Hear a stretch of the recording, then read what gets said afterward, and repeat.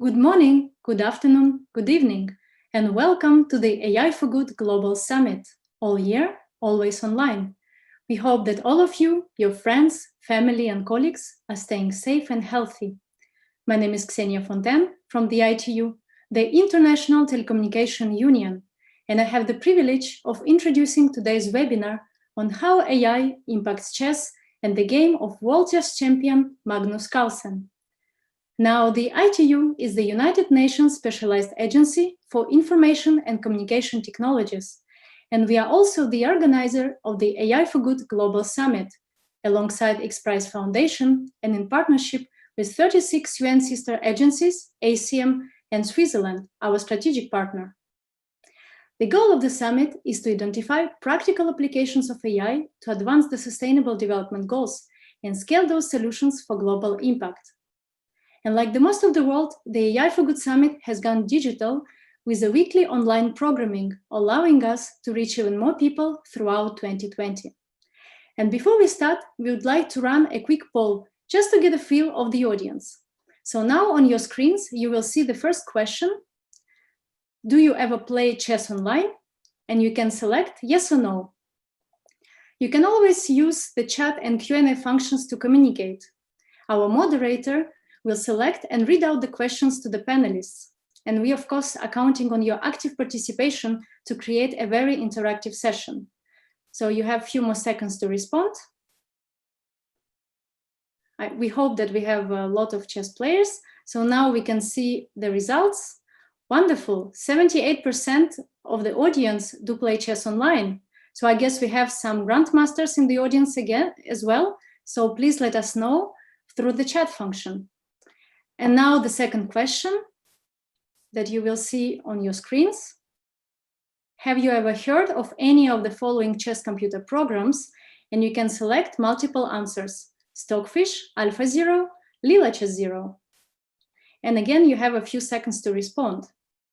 And we also invite you to let us know from where you are calling from. For instance, I'm calling from Geneva, and actually, let me write it down in the chat. So please use the chat and the Q&A functions to communicate. We also invite our young audience. If you are under 20, please let us know when you ask your question. Fantastic. So we have people from India, from Gex, bonjour, Barcelona, hola, Saudi Arabia. Wow, impressive. A really international audience. From Russia, привет, France, bonjour. Perfect. So I guess we have a few more seconds to respond, and now we can see the results.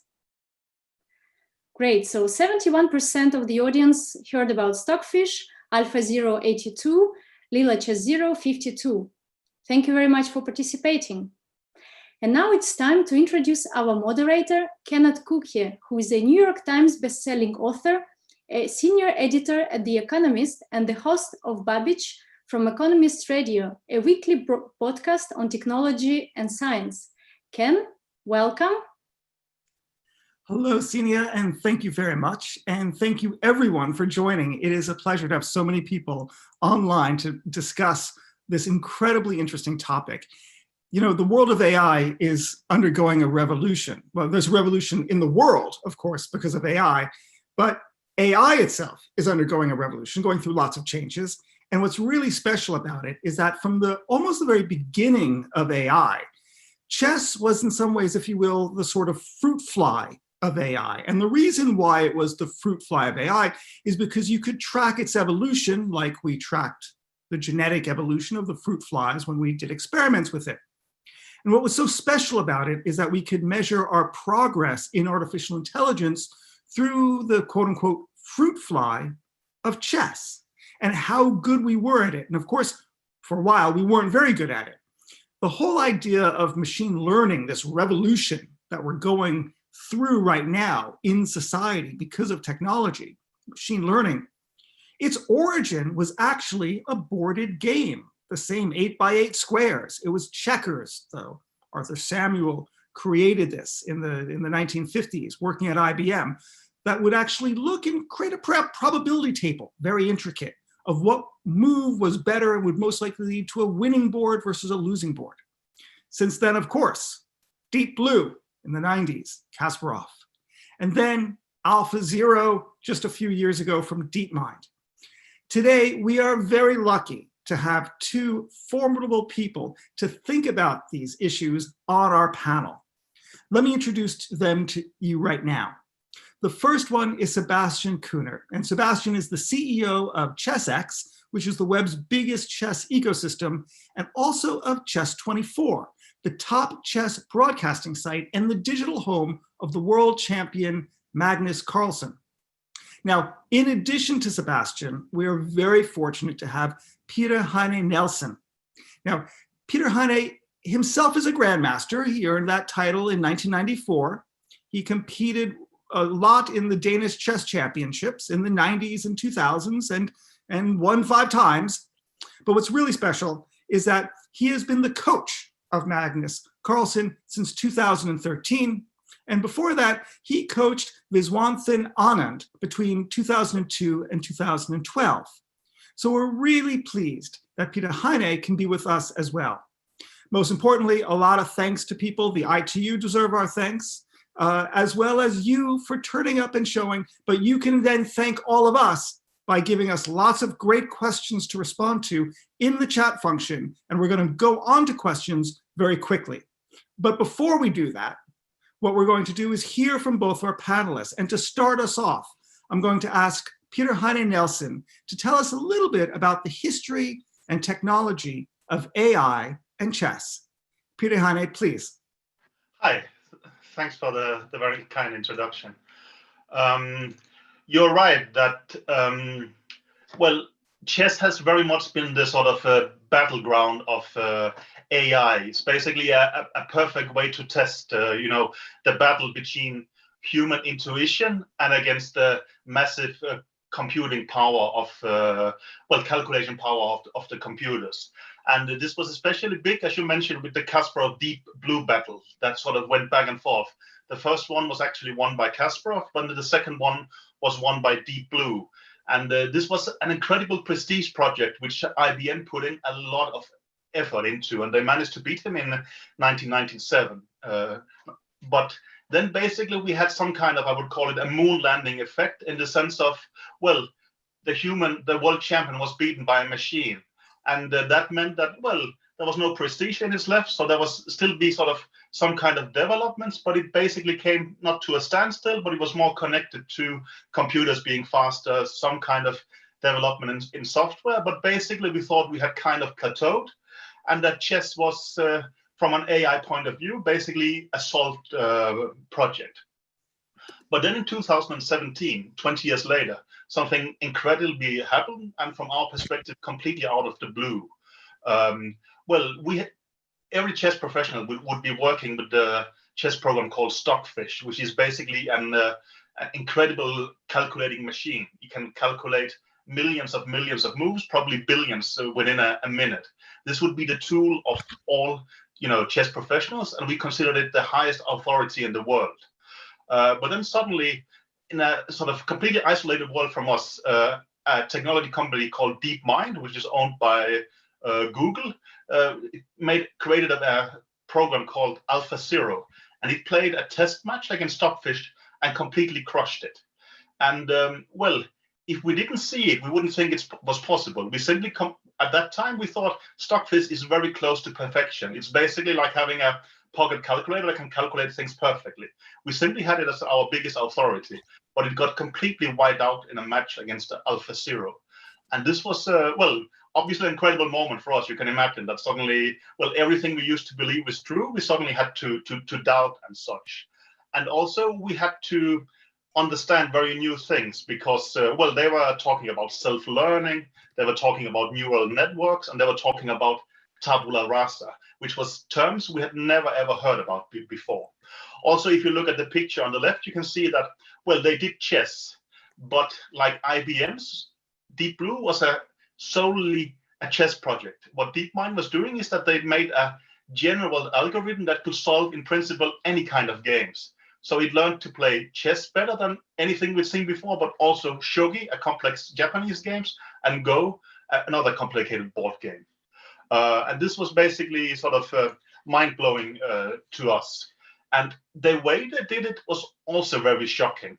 The sort of story had always been, we're talking human intuitions against machines' calculations. But what they actually created is a computer with intuition. It sounded completely insane at the time, at least to us from the chess world. But it's, well, very much what it's done. And, well, I've taken a slide here from a book called Deep Learning and the Game of Go. And, well, the example is a very stupid game. Well, imagine that we can choose a number from 1 to 500 times, and the one who gets the highest number in the end wins. Well, any human can, of course, do mathematics. So we will just choose 5 every time, or we'll get to 500 and win. But for a computer that can't do mathematics, but only self-learning, you can see the curve. It starts in the beginning where, well, it chooses randomly, which means that 0.2 of the times it will choose 5. But then you can see it keeps playing against itself. And it becomes cleverer and cleverer. It develops an intuition. You can see it's not a straight line. So it's experimenting. Okay, this worked, that didn't work. And it's a bit back and forth. And you can see that steadily it creates a complete intuition that understands, well, I have to choose a 5 basically all the time. You can see having played by itself 2,000 times, it's gotten a perfect intuition in this kind of very simple game. And that's basically what they did by chess. Not playing 2,000 games, but I think billions of games by itself. It started from, this is also a very important point of how they actually changed it, that there is absolutely no human input, no human knowledge. They wanted basically to sort of create something that learns chess solely by itself to make sure that there is no kind of human bias. And that's actually the very interesting part, that they can create basically a vacuum where they are rerunning a sort of, let's say, evolution of the game of chess, but with no kind of impact. And the interesting thing is that we got verification from a lot of our understanding of chess, but also some of the strategies we thought was great was maybe not as great as we thought. And that's basically has shown sort of the power of deep learning and of machine learning, that we can actually, well, get rid of sort of the human bias and look very much at the sort of, well, what the data suggests and which kind of knowledge that brings us. And well, the game I put on the right side is a game from Magnus played against Mamedyarov in 2019. And I think it's a great example of understanding of chess before AlphaZero and after AlphaZero. I mean, in this position, before we got all the knowledge from AlphaZero and the neural networks, we would say that, well, black should never push his pawn from h4 to h3 because that would close the h line. It would be a strategic blunder. And you can easily create a narrative where you explain that as being a very bad decision. The problem is that we had this narrative, but this narrative seems to be wrong. Now we would say that h3 is a very deep move. It creates a long-term attack instead of the short-term attack we were looking at earlier. And there is quite some examples in chess that we have simply learned from this, well, gained some new knowledge and overruled old understanding. And this is basically, well, machine learning has shown us that they can create computers with intuition, and this has really moved the understanding of chess forward and becomes a very interesting tool for us. Thank you very much. That's a really helpful summary to understand the changes that are going on. I'm really struck by the idea that you're using the term intuition, which is a term that is usually reserved for what human beings can do.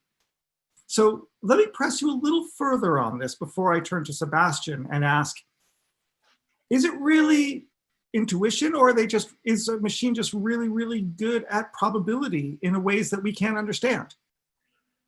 Well, what is intuition? I think we will say human intuition, that I will have a strong chess intuition, but that's because I had 35 years of studying a lot of chess and being exposed to a lot of chess positions and remembering the result of these chess positions.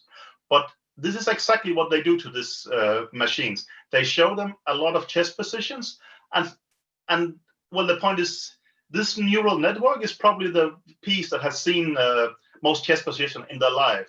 So what they do is that they learn from seeing them and evaluating the results. That's basically intuition. I mean, well, the classical example is they show them a picture of a dog or a cat, and he has to guess if it's a dog or a cat. I mean, it becomes some kind of intuition that is getting that. And it's basically the same.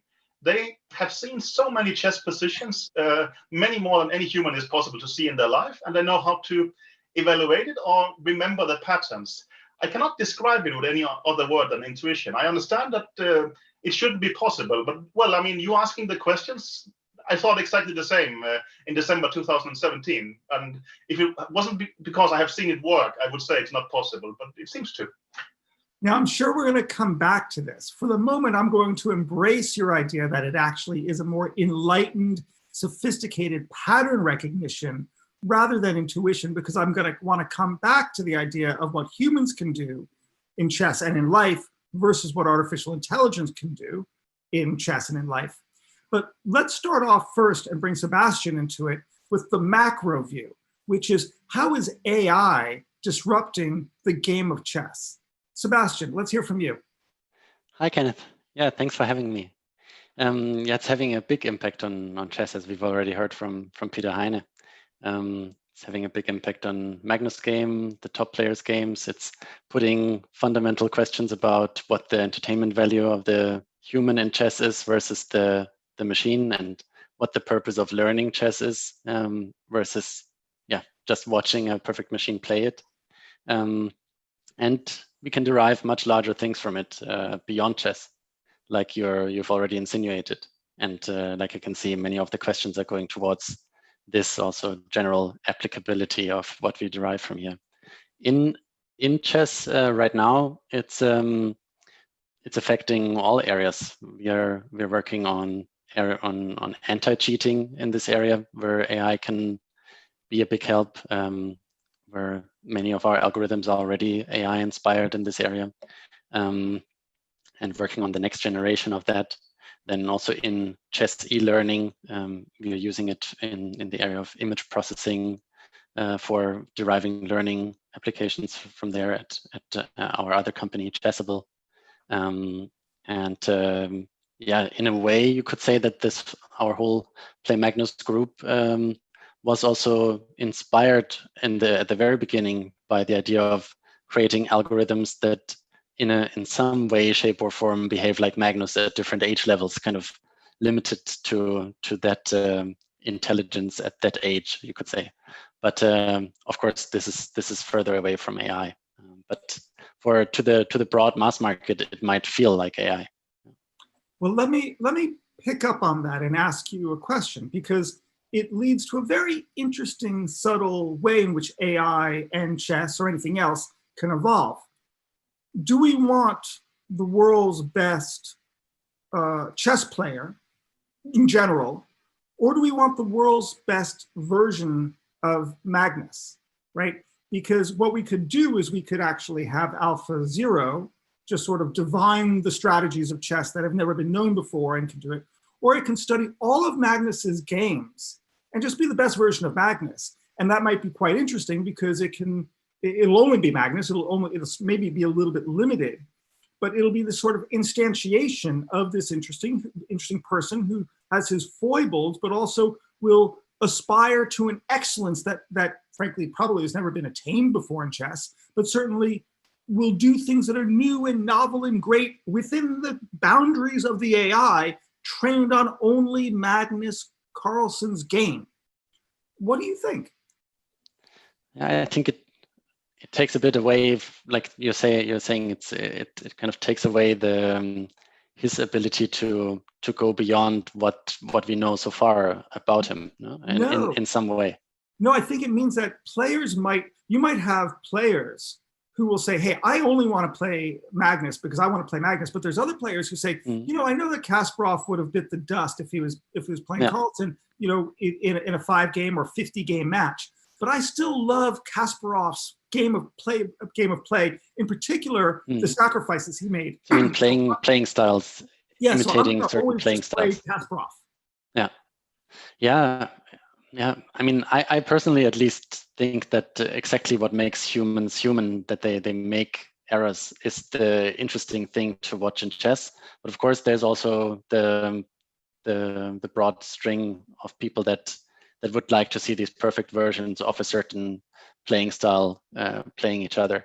So it depends a bit where you want to evolve the game, and if you see it as a mathematical expression of beauty or as a human emotion and mind. So you could have both, and I think in a way the engine world championships, computer engine world championships that also exist in chess are like representing one of those strings, and then things like the Magnus Carlsen chess tour that we are running now is maybe goes more towards the shorter time frames, shorter time controls, and is pushing more towards the human emotion side. Right. Peter Heine, how do you see AI chess evolving? And maybe start by answering the question that many people are asking. What does a chess trainer or chess coach actually do? Yeah, good question. I think he does like in most other sports. I mean, well, he helps the player develop within their fields and sort of sharpen their skill set. But of course, chess is a very specific sport in the sense that, as we debated, the influence of the computers, now the influence on AI. And well, from my perspective, it doesn't matter if I like it or not. It's a premise. It's there, so we have to be able to use it. And well, I mean, that's more or less the point, that the players are playing against another human being, but we have computers who can evaluate their play, who can find leaks in their play, who can suggest new ideas. So everybody is using computers and AI aggressively in order to try to get an edge towards your opponent, or try to make the disadvantage lesser so. And whenever some of Magnus's opponents are playing a game, I will of course try to analyze it with my version of AI. While when Magnus are playing, all his competitors will try to see, okay, maybe we can attack Magnus like this the next time or so. And especially before there is a world championship match, I mean, well, Magnus's team as well as the team of the opponent, they will lock down in separate camps. They will train for half a year. They will try to map out their strategy. It basically becomes an arm race. I mean, we try to develop strategies. We know that they're going to surprise us, so we will try to surprise them their surprises, and etc. etc. And well, there we use all these kind of electronic tools simply because they are so powerful. I mean, maybe it was more charming in the 60s, where you will get your opening ideas going for a walk or something like that. But well, that's how the world is in 2020, and we don't really have a choice. So that's what we do. So I love the idea of going for a walk and getting ideas for a new opening, or for a classic way to go take the mid game to the end game. But it, of course, raises the question that as we play against artificial intelligence, and artificial intelligence does different things that we would have expected, it may affect how we think about chess, and then how we strategize and play the chess. So let me pose a very direct question to you, Peter Heine. How has Magnus Carlsen applied artificial intelligence to change the way he plays chess? I mean, he's learned from watching games from it, right? I mean, well, we suddenly have this new technology with a ton of knowledge, and we can see that, well, he played certain games, and well, Magnus is incredibly intelligent and incredibly adept. So he will see that, okay, there is this correction in my chess understanding. Maybe I can use that. And he was very quick at, well, I mean, when I showed the slide, there was a book called Game Changer, which I think was out at the beginning of 2019. And well, he had a very good period afterwards where he was using some of these ideas aggressively. I mean, basically, what has happened sometimes in chess is that the defensive resources becomes too strong. If, well, with the previous technology, we thought we were solving more and more problems. And basically, it was difficult to get the game going.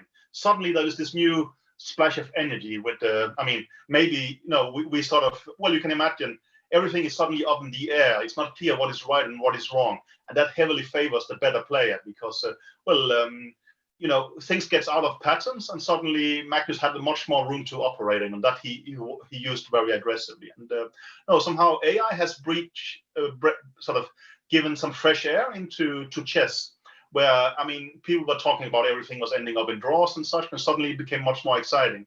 Well, now, of course, people are starting to understand it better, and well, it's a bit on the downside again, but it's clear that it has sort of renewed chess in many ways, and any kind of new burst of energy will favor the stronger player, and Magnus is the stronger player, so he's been extremely good at grasping the ideas and sort of employing them quickly towards his opponents. Okay, I sort of believe what you say, but if AI was so good, why do you still have a job?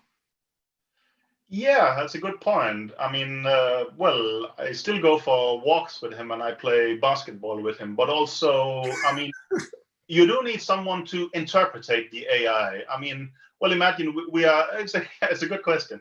We are playing a tournament, right? I mean, Magnus has to play an important game tomorrow. He still needs to get 8 hours of sleep. He needs to be completely fresh. He needs someone who is, well, whose night's sleep is more dispensable to actually work with the AI at night and such. Maybe you can create AI that can do that as well, and I will have to do something else. But I mean, you still need someone to interpret it. And well, imagine we go for a walk and Magnus has some chess ideas. Well, it's my job to insert it into the AI, to debate with the AI. Did Magnus have a point or not? Can we use this tomorrow and such? Or can we use this in half a year? So, I mean, there still needs to be some kind of assistance working like that. So, I mean, at the top level, there is still use for guys like me. But I think it's a good point you have that.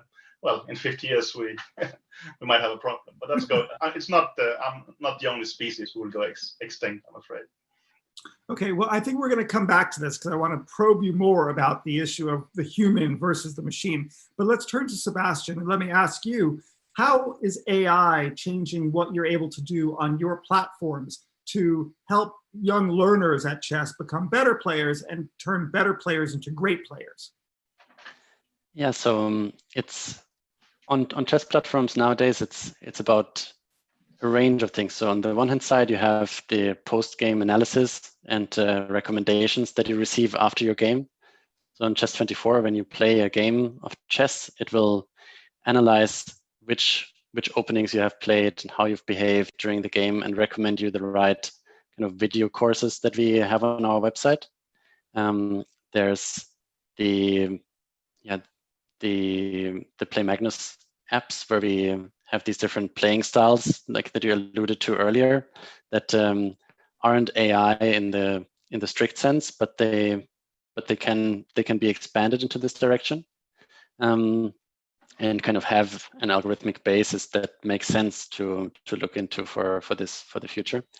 And then it's about a lot about the error finding of like how do you tell someone what they could have done better, and from there then the question is, do you tell them directly to improve this or that, or do you derive from that the recommendation, for example, which human coach they should be working with?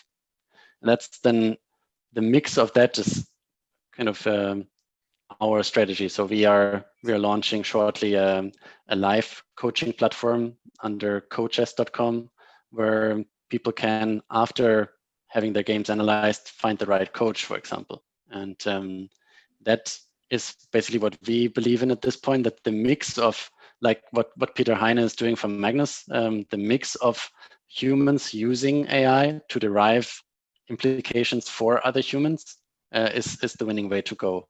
And until we reach a different AI paradigm where AI is beyond anything.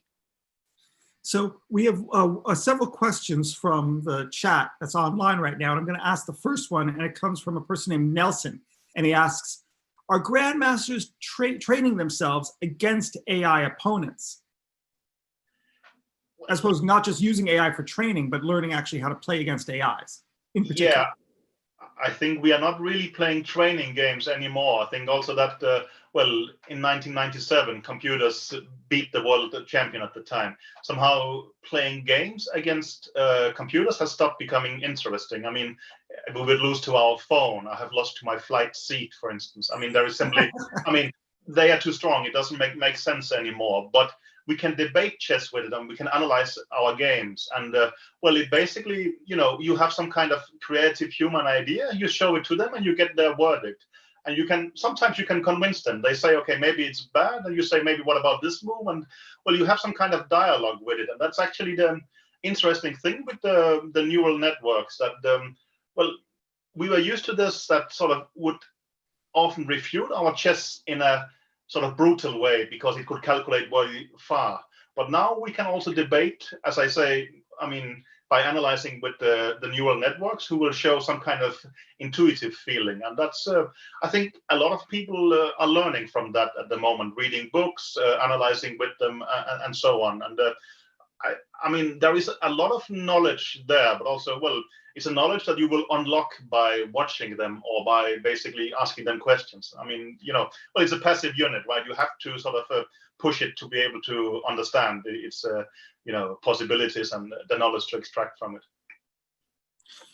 There's another question that we have, and it builds on what you've just answered, Peter Heine. So let me state it, which is from Vladimir Potkin, and he asks, is the game of chess where we can evaluate the AI decision and AI can evaluate the humans one, does it help to make AI and humans become closer in future terms? It's again, this is too abstract a question for me to solve. I'm a chess analyst. That sounds more philosophical in some way, I would say.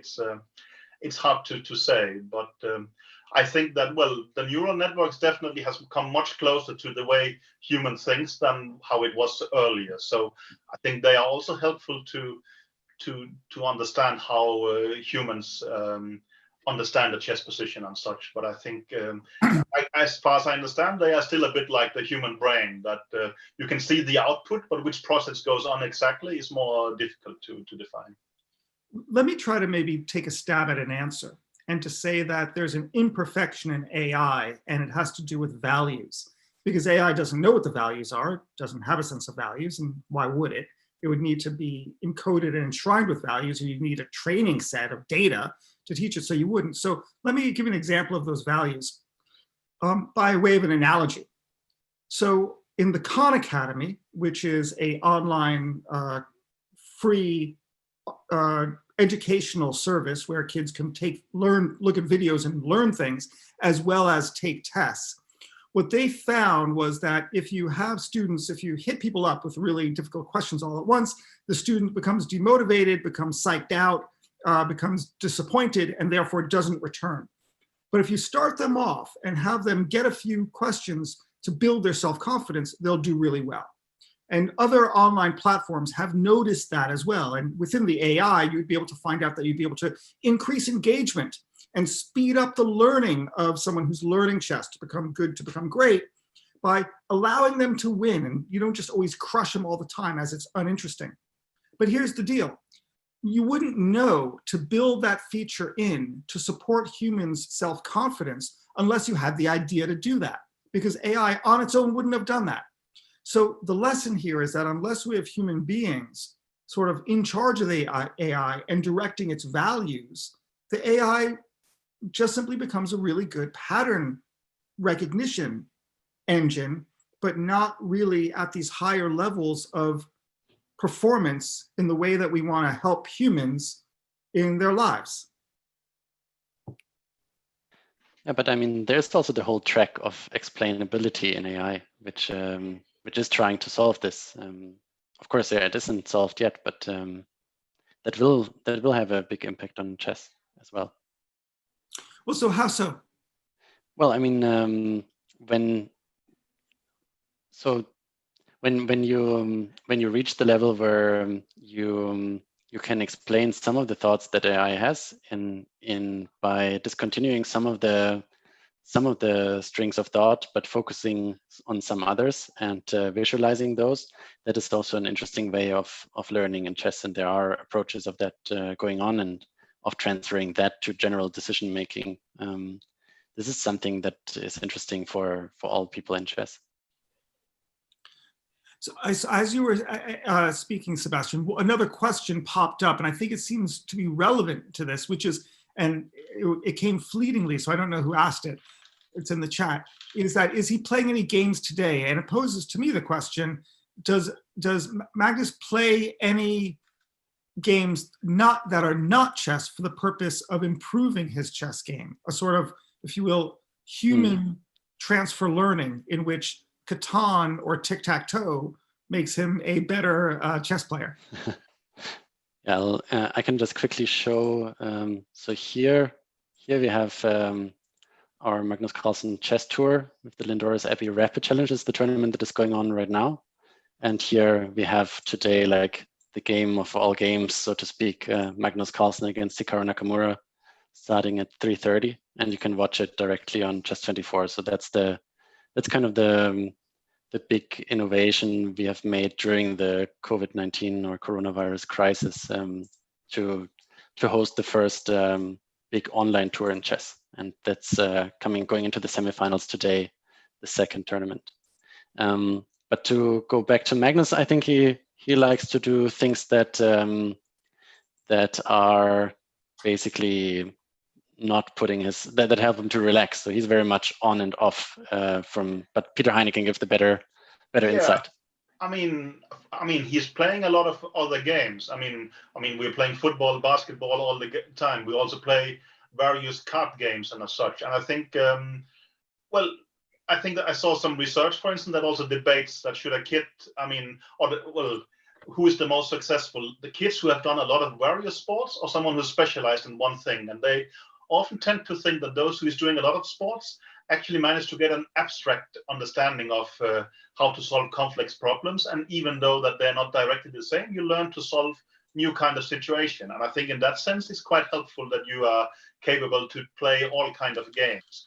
But of course, there are many games that are similar to chess, and probably, for instance, playing some game like shogi would not be so helpful for Magnus because the overlap is huge, and that means that some intuition you have in chess could actually get a bit altered by the input. So probably you need to, when you're at the absolute top, you also need to keep somewhat distance to things that are similar but could somehow hurt your incredibly strong intuition. But I think also, Magnus loves competing, and that's a great way of doing it. I think also competing is a great way of relaxing. And I mean, not that it relaxes you, but if you're playing a football match, you actually stop thinking about you have this important tournament. Imagine if you play a world championship match.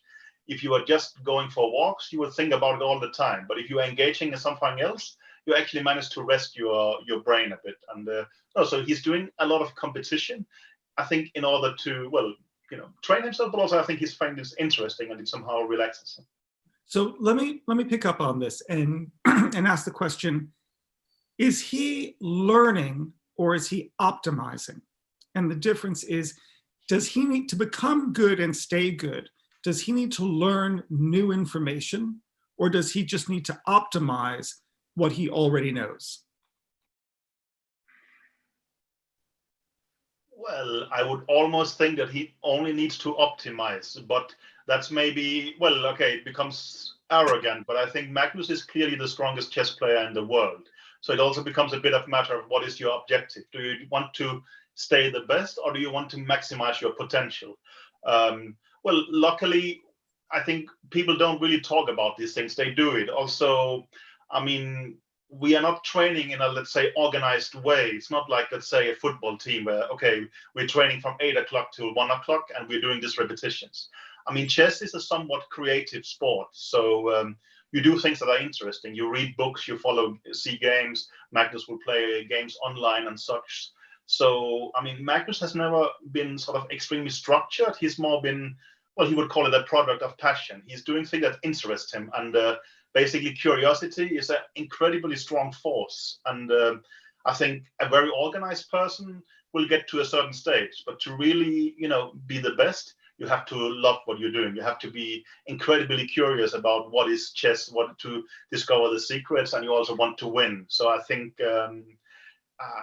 it's not done on a conscious level. It's more simply that, I don't think he can stop himself. I mean, you can see that he might play a tournament during the day, but then he will play fun games at night and such. So, I mean, that's how I think the best ones are basically living from it. I think, there was recently this TV series called The Last Dance about Michael Jordan. You can see that, he will be the first guy in the gym. And it's not like that it's organized training. He just can't stop himself because, he likes basketball or chess in this case too much. Okay. There's a question that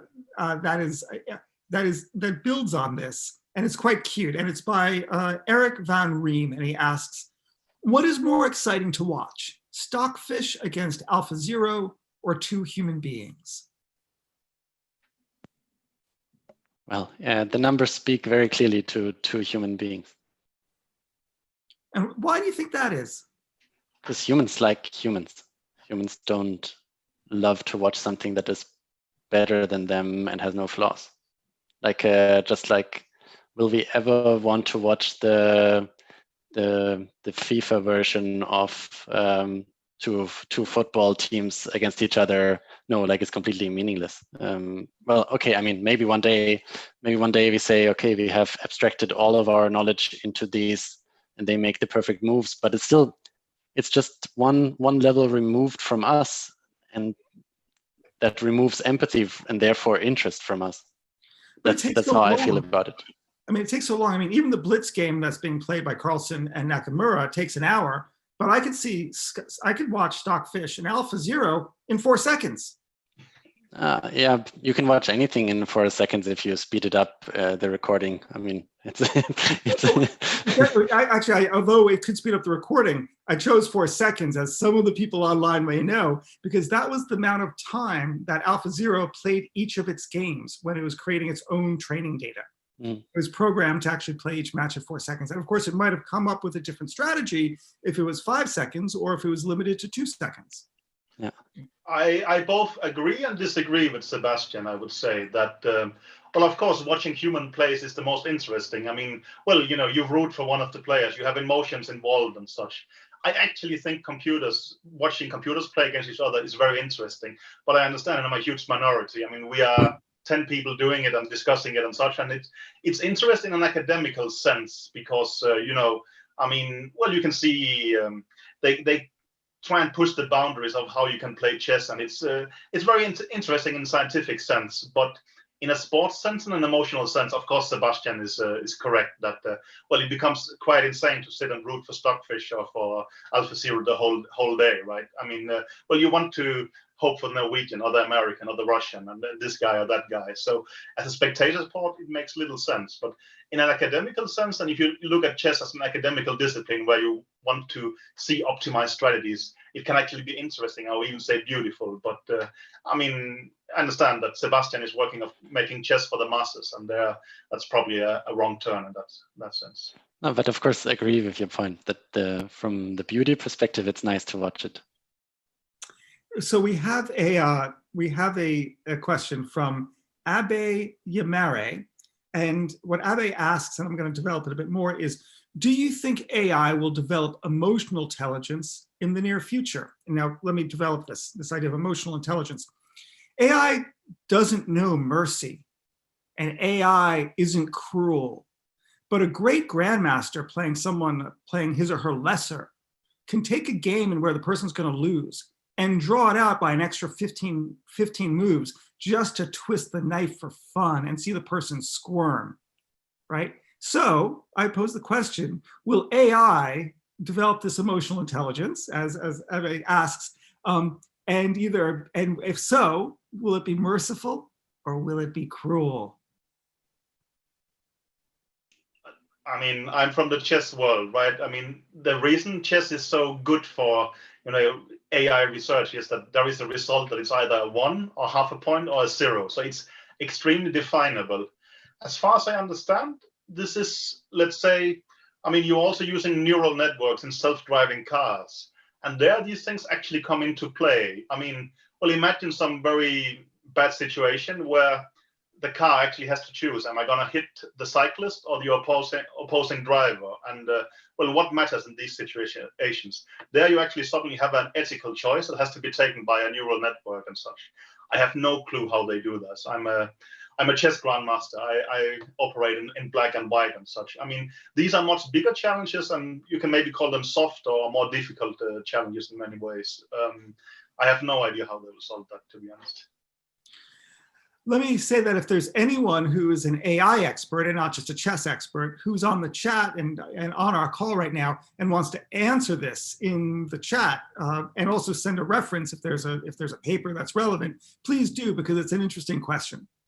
Now we have others as well. And one is an anonymous person is picking up on a question I've already asked, but I didn't press hard enough and we didn't get a good enough answer. So let's build on it and look and say, the question is, what's the most surprising discovery that Magnus has derived from AlphaZero's way to play? That one's clearly for you, Peter. Yeah, I just want to say on the previous point, like probably also depends on who evaluates if something is cruel or not, because AI might not find it cruel. No, I mean, well, it's a good question. It's also a bit of a personal question. I mean, Magnus is a competitive person. So he's trying to win games later today. So to, give the exact secret of what is it Magnus is most impressed with by the AI would probably be a mistake and such. But, well, I mentioned some things that we talked about. The flank attack was very surprising. I think also I've written some article debating that where we used to think that king safety was hiding the king away, then there can also be king safety in the open space and such. There is definitely some new things, but I think also, well, if people want to understand what Magnus has learned from AI, they should look at his games. I mean, he's trying to use it against the opponents. I think chess is a competitive sport, so we should be allowed to have our secrets. Magnus' answers to these questions should be in upcoming games, not in a seminar. I'm sorry. That's a very fair answer. Even if it's an unsatisfying answer, it's a very fair answer. It's also a beautiful answer. Deliver the answer on the court. Yeah, that's right. So, Sebastian, how is AI and strategy being taught? Can you actually, when you have a coach, teach young learners how to actually advance through the game? Are your instructors learning from AI and actually improving their technique of teaching and training? And if so, what are they doing? What are they learning? And how are they doing that? So we have, within our group, we have a number of products that take basically different roads towards this. So inside of our app suite, we have an app called Magnus Trainer, where it's more this creative approach of building your intuition. That is basically a guided path, kind of the way Magnus also liked to play around with his own chess learning when he was younger. Then there's Chessable, which is the largest digital marketplace for digitized chess books, and applies things such as spatial repetition to learning chess. And then that is basically the structured path maybe that you have alluded to, where a human also tries to bring the best structure into each topic, and then all those structures are basically competing with each other for delivering the best answers to users in this marketplace, and users can rate it and so on. And then Coaches, which is launching soon, is then there will be different categories of instructors. And some, the highest rated or categorized ones, will be going through a rigorous training program to deliver a certain quality standard in all their teaching that they do.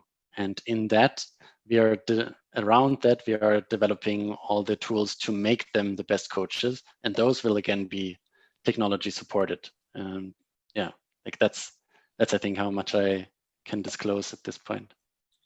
Now, we discussed earlier this idea that how we design the platform and the values that we put into it affects the outcomes that we get.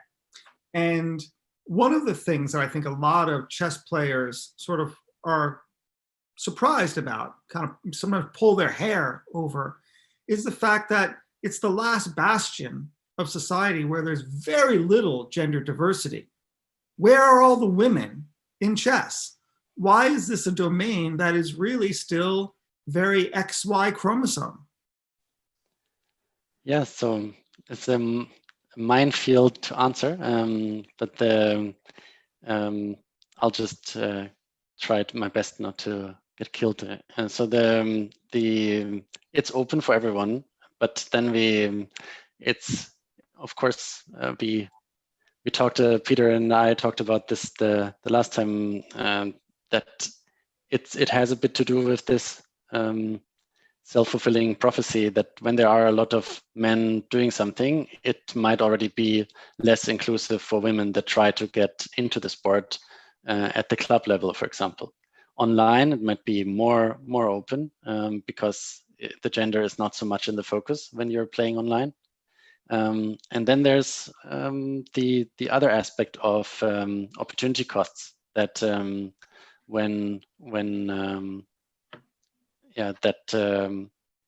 lot of women, when they have these skills, they also have a lot of other opportunities and offers that they maybe prefer and that are maybe seen as less risky. But yeah, it's in principle, there's no reason why women should not be represented equally at the top of the chess world, and we are having a lot of women coaches, for example, and so on the trainer level, on coaches, we are, for example, aiming for 50-50 gender balance. And in the chess streaming world, you have actually, I don't know if it's 50-50, but definitely a lot more women amongst in the entertainment around chess and the teaching around chess than in the world elite. Yeah, and there can be many reasons for this, just like in many other sports, or many other disciplines, not just sports. But Peter, you had also studied some papers on this topic, I think. Yeah, I mean, you're asking a very big question there. And there was an interesting conference in London last December, and the leading researcher on the subject would say it's actually a sort of umbrella of a lot of different reasons. I mean, a strong factor is just numbers. I mean, there is many more males than females who plays chess, and that also will make it more competitive between them. So, for instance, well, let's say in Denmark we have 100 female players only, and maybe 30 or 40 of them has actually reached the national team in one way or the other. So, I mean, it becomes, well, rather easy to fulfill your goals. And then the next step would be to do well on the international level, which suddenly becomes much more difficult, and we will see huge rates of dropout. And as Sebastian mentioned, I think also there is some kind of effect, like you can maybe see in, let's say, ghetto areas, that simply because the distribution is incredibly big, like 95%, it means that a lot of females will be discouraged to go there. If they go there, they will be treated differently and so on. And it seems to have some effects. There is, of course, also the debate if there is obvious physical differences that will explain it. And there could be some, according to the science. I'm not a brain scientist, so I can't really explain it and such. I asked Hui Fan, the former women's world champion in chess, this question as well, and she said there is still at the top level there is also a physiological difference in how fitness affects the concentration when you're in a let's say like a world championship match that is like 12 days, 6 hours every day of hyper concentrated activity that burns thousands and thousands of calories. But yeah, I'm not the ultimate expert on this in the world. I understand, but chess is not so often decided by physical factors. Okay, sorry. Yeah. Kenneth. So it sounds to me that you want a female leader if your country is undergoing the COVID-19 pandemic, but you want a male grandmaster if you've got a 16-day tournament. Is that how it's going to come down? Yeah, and this also puzzles me, because it's clear that in other, let's say, intellectual fields, I mean, we would feel very insulted if we would separate the male and female ability, while in chess that's considered somewhat normal. So, I mean, I like that you're suggesting that the female leaders is actually doing better, while in chess it is the reverse. But I think also Sebastian has a point that in countries where females actually can have other careers, they tend to do so because they consider it more prestigious than chess. Well, what we've seen in mathematics is that when we took steps to increase the diversity of faculties and in the advanced mathematics, they started producing extraordinary accomplishments that just weren't being done by their male peers. Now it's just because you had new brains going into it, but it seemed like they just became great mathematicians, right? As men did, and that seemed to be an area that was really for men and not for women, and of course that just changed. So you wonder what can be done, particularly with AI, and I particularly like the idea of it happening online. We know that during the work from home ethos because of the pandemic and Zoom, a lot of introverts who don't perform well in a public setting are doing really great work in their companies through Zoom because it somehow gives them that confidence and protection. And so you wonder if you're not going to have online with AI more women, if you encourage them, coming into chess and advancing into the higher ranks of it through AI and online chess, where they might get discouraged if they went to their local chess club meeting. Yeah, I think actually years ago there was done some scientific experiments where they let females play online against someone who didn't know that they were a female, or vice versa. The female wouldn't know if she played a male or a female, and that you could see the female improvement actually getting better. Sort of the idea was to prove that there is certain structures that was keeping them down, but there was also other experiments going in a different conclusion. But no, this is females in chess is actually very popular among scientists because it's a very interesting field of study. But the ability to actually get a lot of females to play has not really succeeded yet. But it's a work in progress, I would say. Now we're coming up against time. We're supposed to end in 4 minutes, so we have just simply time for a final question.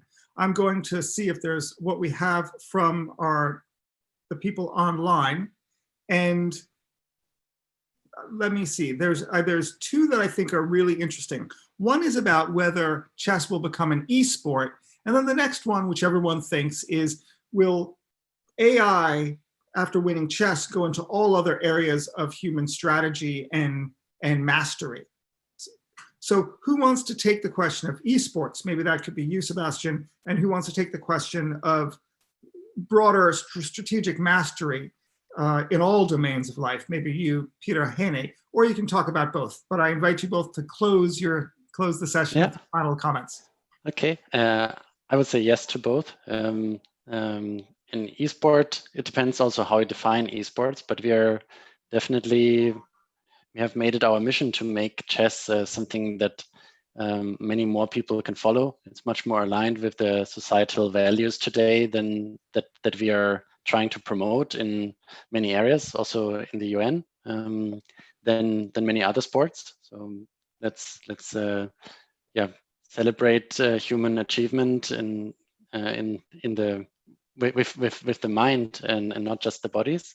And I think chess is the perfect sport to carry this and to carry all the brands that want to be associated with that and turn that into a beautiful viewing experience. A lot of sports have done it, and I mean, not to look down at any other sports, but if snooker can do it or darts can do it, then chess can do it. Now, we don't call those other two esports, but I think we can also say the same thing, that if I myself, I enjoy Counter-Strike, for example, a lot, but is it what I would like my son to watch, or would I prefer that he grows up where at least like chess is kind of having a similar market share within esports? I think that should be possible, and that's what we are working on. And then, of course, there should be a lot of scientific benefits to be derived from all of this, and that leads maybe to Peter Heine. Yeah, you sort of asked about the scope and the possibilities, and the DeepMind, the company that made AlphaZero, they have enlarged it. I mean, chess is a simple game in one sense that there is perfect information. You make a move, then it's the opponent's turn. But their next step was making something called AlphaStar, which is playing StarCraft 2. And it has actually become stronger than the best humans in the world. But you understand that StarCraft is a game where you move at the same time. Sometimes you cannot see what the opponent is doing and such. And basically based on visual input and self-learning, it's becoming better than the best humans. And also, it's not something that is able to push the buttons quicker, because that they compensate for. It simply becomes better strategically by just learning, watching and making mistakes and learning. And in games that I sort of played, a computer game at the same time. And so that sounds insane to me. So what is sort of the boundaries is very hard to grasp, and it's an incredible, interesting area. And I think, for chess, we're just happy that they kind of passed by us on the way, and they gave us a lot of knowledge. But of course, their aim is not to build good chess machines. Their aim is to do something interesting for society, and that's very much work in happening right now, as far as I know. That's right. Now, before I let you go, there is one final question for you, because we've already brought it up, but one of the people on our chat felt like we didn't give it justice. And the question was, it was Mathieu Aucher who asked, has anti-cheating been discussed? Now, we raised the issue earlier at the very beginning about AI being used for anti-cheating, but we didn't develop it anymore. So why don't we just take a minute to explain what's happening? Sure. So we're basically using AI and machine learning to profile players and how they behave, to set a baseline, and then to use that in anti-cheating analysis or as a signal for further human review. And that is kind of what that has been developed together with universities, and we are going to take that to the next level in further anti-cheating AI research. But there's only so much you can use this for on a top player level, because of course somebody like Magnus Carlsen would often be flagged as a cheater with such a system. And whenever one of the top 10 in the world makes a novelty, it might be triggering the same signal. And really, that's then where we are simply cutting edge, and where AI will not be able to prevent or be the ruling thing. There you rather have to really simply assume that people have a reputation to lose that is much more valuable for them than the temptation to cheat. And that's why, for example, in our Magnus Carlsen chess tour, even though it is for $1 million prize money, we are absolutely convinced that none of the participants have an incentive to cheat. That being said, we have also anti-cheating mechanisms that are non-AI based, like cameras surveying them, and that evaluate what is going on in the room and things like that. Yeah. Okay. With this, I think we've hit up against time, unless I'm told otherwise. So I believe it's the moment for me to pass the baton back to Senja to close the session, unless the ITU lets me know that we have extra time to go forward. But I'm not certain we do. So I'm waiting to hear a signal either from them or from Senja to take it over from me. Yes, thank you very much, Kenneth. Thank you very much for your participation. I think it was a very engaging discussion. So the recording will be available soon on our website, aiforgood.itu.int. And we invite you to follow us on social media at AI for Good, and join us next week for the AI for Good Innovation Factory session, to be held on Thursday, the 4th of June at 4 p.m. Geneva time. Thank you, and see you next week. And thanks again for our panelists.